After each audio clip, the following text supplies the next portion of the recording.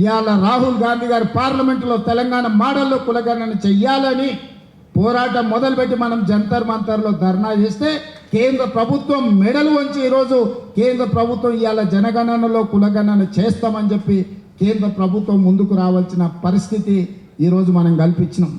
అదేవిధంగా మాదిగ ఉపకులాల వర్గీకరణ మీకు తెలుసు. 30-35 సంవత్సరాల నుంచి పోరాటాలు చేస్తున్నారు వాళ్ళు. ఎంతోమంది అందులో ఎంతోమంది ఎన్నో త్యాగాలు చేసి అలాంటి సమస్యకు శాశ్వత పరిష్కారం చూపించి ఈరోజు ఎస్సీ ఉపకులాల వర్గీకరణను దేశానికి ఆదర్శంగా ఉండేటట్టు ఈరోజు తెలంగాణ ప్రభుత్వము నిర్వహించి ఈరోజు మనం ముందుకు వెళ్తున్నాం. అందుకే మిత్రులారా, విద్యార్థులు కావచ్చు, నిరుద్యోగ యువకులు కావచ్చు, రైతులు కావచ్చు, అదేవిధంగా మహిళలు కావచ్చు, ఈరోజు రాష్ట్రంలో పెట్టుబడులు కావచ్చు, రాష్ట్రాన్ని అభివృద్ధి పదం వైపు నడిపించే తెలంగాణ రైజింగ్ 2047 విజన్ డాక్యుమెంట్ కావచ్చు, ఈరోజు దేశానికి తెలంగాణ రాష్ట్రాన్ని ఆదర్శంగా నిలబెట్టాలని అహర్నిశలు మేము ప్రయత్నం చేస్తున్నాం.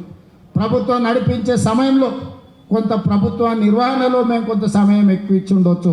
అందుకే ఈరోజు మీ అందరి మీద బాధ్యత ఉన్నది, ముఖ్యంగా అధ్యక్షుడి మీద బాధ్యత ఉన్నది. పార్టీ నిర్వహణలో మీరందరూ క్రియాశీలక పాత్ర పోషించాలి. ఇవాళ గ్రామ స్థాయి నుంచి రాష్ట్ర స్థాయి వరకు పార్టీని నిర్మించాలి. ఈరోజు ఈ దేశానికి కాంగ్రెస్ పార్టీ తెలంగాణ రాష్ట్రం ఆదర్శంగా ఉండాలి. ఈ బాధ్యత మీరందరూ నిర్వహిస్తారని నేను సంపూర్ణంగా విశ్వసిస్తున్నా. ఇక్కడ ఉన్న వాళ్ళందరికీ నా సూచన ఒక్కటే, ఇవాళ చాలామంది జిల్లా పార్టీ ప్రెసిడెంట్లు, రాష్ట్ర స్థాయిలో బాధ్యత వహించిన వాళ్ళు ఎమ్మెల్సీలు, మంత్రులు, ఎంపీలు అయింది. రేపు భవిష్యత్తులో కూడా పార్టీ పదవే కదా అని చిన్న చూపు చూడకండి. ఈ పార్టీ పదవే మిమ్మల్ని పెద్ద నాయకులుగా తీర్చిదిద్దుతుంది, గొప్ప అవకాశాలను అందిస్తుంది. పార్టీ పదవిని చిన్న చూపు చూసిన, పార్టీ ఇచ్చిన పదవిని నిర్లక్ష్యంతో నిర్వహించిన అది తీరని నష్టం మనకే తెచ్చిపెడుతుంది. మనం చేసే కష్టం మనం ఎదగడానికి ఉపయోగపడుతుంది. మనం చేసే పని 10 మందికి ప్రయోజనం చేకూరుతుంది. అందుకే ఈరోజు మీ పదవులు వచ్చిన వాళ్ళందరికీ వచ్చే ప్రభుత్వంలో 2029లో రెండోసారి ఏర్పడబోయే ప్రభుత్వంలో ఈరోజు పార్టీ పదవులు ఉన్న వాళ్ళకి చాలామందికి అవకాశాలు వస్తాయి.